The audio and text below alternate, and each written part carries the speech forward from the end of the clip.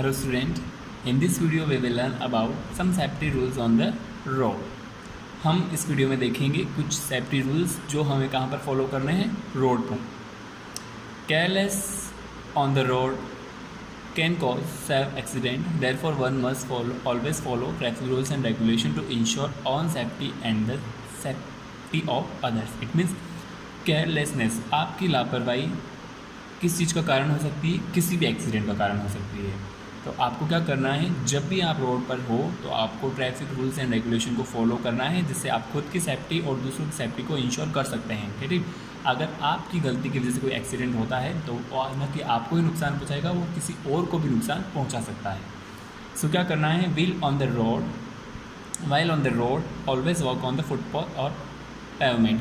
आप जब भी रोड के ऊपर वॉक कर रहे हैं तो आपको किसका यूज़ करना है, फुटपाथ या फिर पेवमेंट का.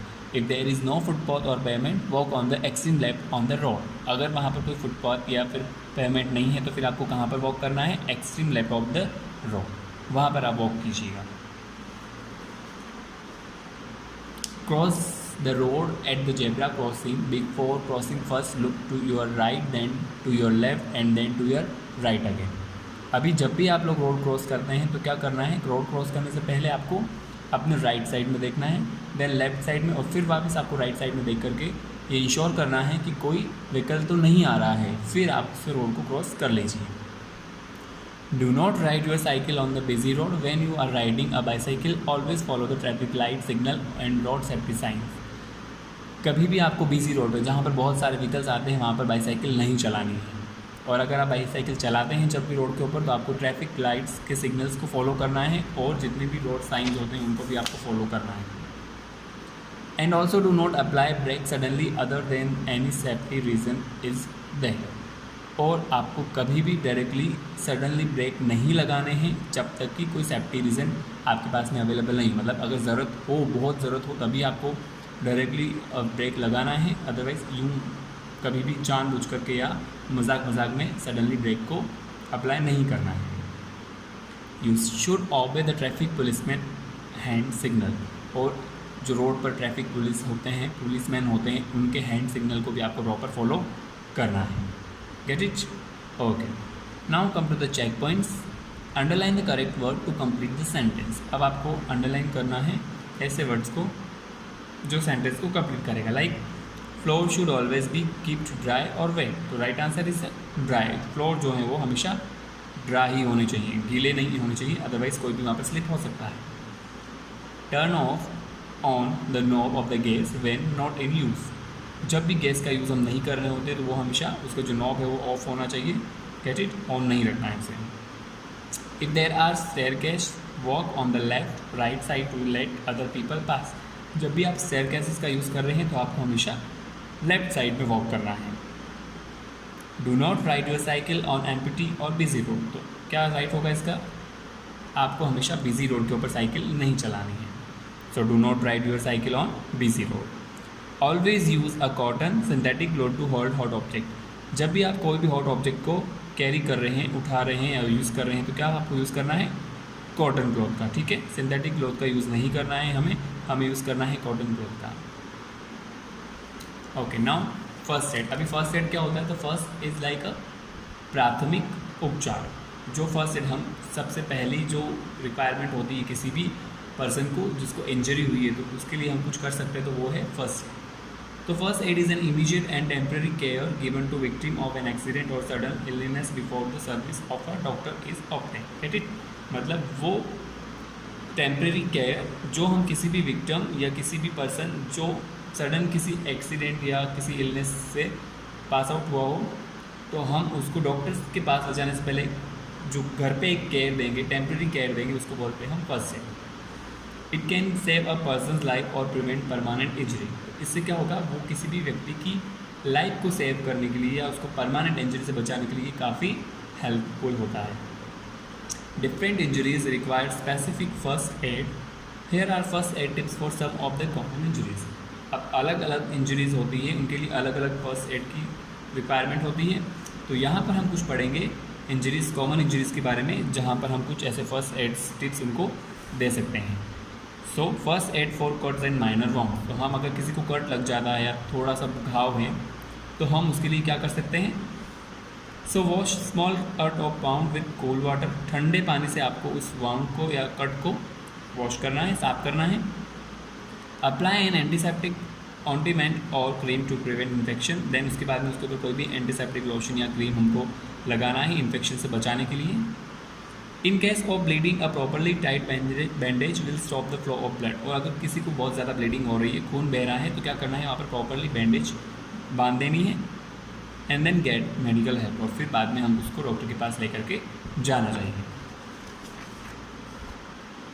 First aid for minor burn, अब माइनर बर्न अगर कहीं थोड़ा सा जल गया है तो उसके लिए क्या फर्स्ट एड होगा, so wash the minor burn under cool water for 10 to 15 minute. आपको क्या करना है, जहाँ पर भी जल गया है जिस हिस्सा, उसको ठंडे पानी से 15 मिनट तक साफ करना है।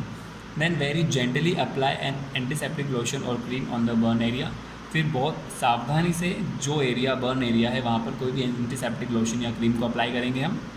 Then call a doctor in case of serious burn, और अगर बहुत ज़्यादा जल चुका है कोई पर्सन तो फिर हमें तुरंत इमीडिएटली डॉक्टर को इन्फॉर्म करना है, बुलाना है।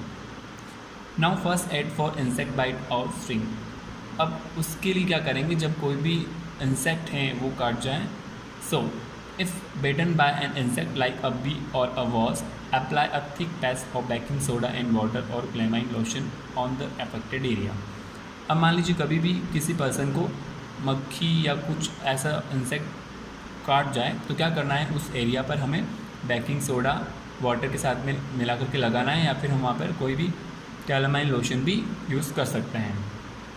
Use a cloth dampened with cold water और filled with ice to reduce pain and painful swelling, और अगर वहाँ पर स्वेलिंग आ रही है, सूजन आ रही है, दर्द हो रहा है, तो फिर हम क्या कर सकते हैं, वहाँ पर कोल्ड वाटर का पैक बनाकर भी उसके ऊपर रख सकते हैं, जिससे कि पेन में कमी हो, दर्द कम हो, उसको स्वेलिंग वहाँ पर नहीं हो। Now next is the first aid for nose bleeding, अब नोज़ में से ब्लीडिंग हो रही, कभी कभी नाक में से खून आने लग जाता है, तो उसमें क्या करना है, have the person sit up and lean forward so blood can enter the front of the nose and then gently apply pressure by pressing the nostril together for at least 10 minutes until the bleeding stop। क्या करना है, हमें पहले उस person को सीधा लेटा देना है, फिर बाद में उसको थोड़ा सा नोज़ के अंदर प्रेशर देना है एक साथ में, ताकि वो ब्लड जो है वो रुक जाए।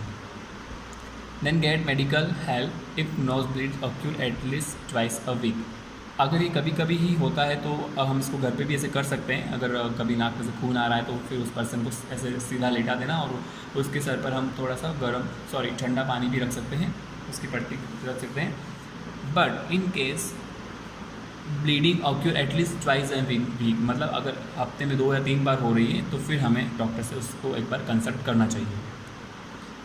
Now first aid for broken bone और फ्रैक्चर, अब अगर मान लीजिए कभी खेलते खेलते किसी की बोन जो है वो ब्लॉक हो गया, फ्रैक्चर हो गया उससे, तो फिर क्या करेंगे हम लोग, do not move the injured part, जिस भी पार्ट में जैसे बोन के अंदर कुछ फ्रैक्चर हुआ है तो उसको मूव नहीं करना है, रख देना है वैसे का वैसे ही छोड़ देना है उसे।